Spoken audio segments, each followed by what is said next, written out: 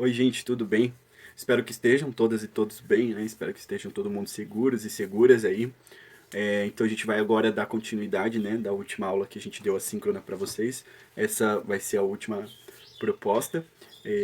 Semana passada, então, vocês aprenderam um pouco sobre construção narrativa, né? Como que se constrói uma estrutura narrativa, a diferença entre plano real, plano da ficção, plano da fábula, como construir uma gênese de personagem e fizeram aquele exercício que nós passamos para vocês, né? Que eram duas etapas: construir uma gênese e construir um percurso do personagem.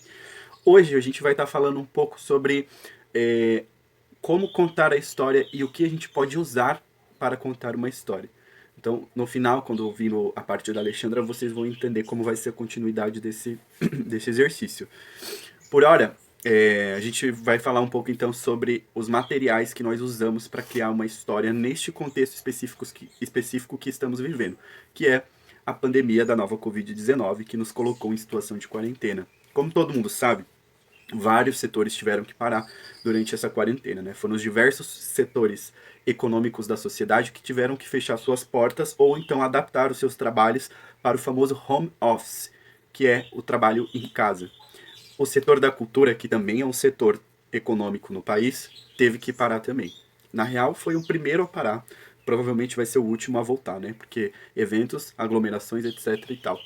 Como é que a gente tem se virado nesse tempo, né? Além de continuar lutando pelas políticas públicas para garantir os nossos direitos, porque é um direito, um dever do Estado garantir os direitos, né? A sustentabilidade e a continuidade dos nossos trabalhos, a gente também tem procurado formas de inovar, acompanhar o desenvolvimento tecnológico, né? Todas essas questões que envolvem mídia social, streaming, podcasts, todas essas coisas que estão vindo à tona agora, a gente também está tentando se incluir e acompanhar nesse processo, né? Muitos grupos ou artistas solos dependem do que eles têm em casa. Então, qual que é o aparato técnico que eu tenho na minha casa? Essa é a primeira pergunta que a gente vai se fazer.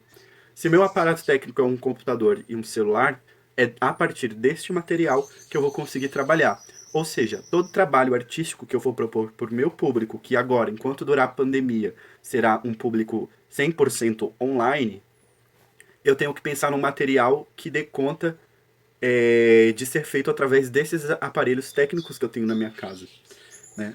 Claro que existem várias formas, né? Nós somos o setor criativo e o setor criativo já criou várias coisas e várias formas de circular os trabalhos artísticos durante essa quarentena. Como exemplo, tinha um grupo que é um grupo de teatro de rua, o Cirquinho do Revirado, o nome deles, e eles fizeram um teatro de janela, que eles passavam com sua carroça teatral, indo nas casas da comunidade, oferecendo uma peça de teatro na janela, mantendo aquele distanciamento e tal. Foi uma coisa muito legal, a comunidade super abraçou e deu certo. Mas também tem aqueles que se mantêm dentro do online, né? Tipo, fazendo lives, propondo vídeos criativos, fazendo cenas curtas, usando os aparelhos que tem ao seu favor, os objetos da sua casa.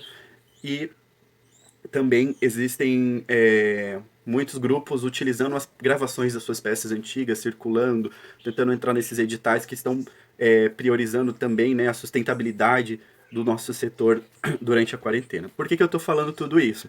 Porque já que vocês montaram uma gênese para um personagem e montaram um percurso, pensamos que vocês também podem contar essa história.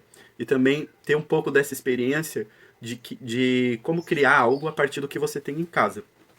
Antes da gente continuar um pouco e falar um pouco de ideias específicas para como contar uma história a partir do que você tem em casa, eu gostaria que vocês vissem um exemplo que eu coloquei aí, que eu acho que o professor Alex mandou para vocês, que é um link de um vídeo de uma amiga nossa.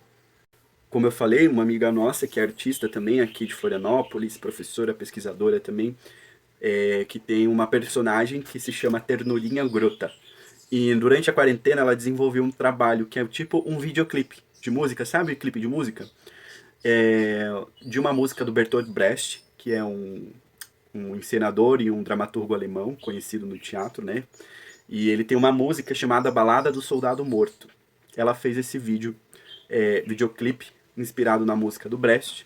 E eu quero que vocês olhem, pausem esse vídeo agora e olhem o link que foi deixado ali para vocês. Assistam esse clipe rapidamente e aí a gente volta a conversar aqui.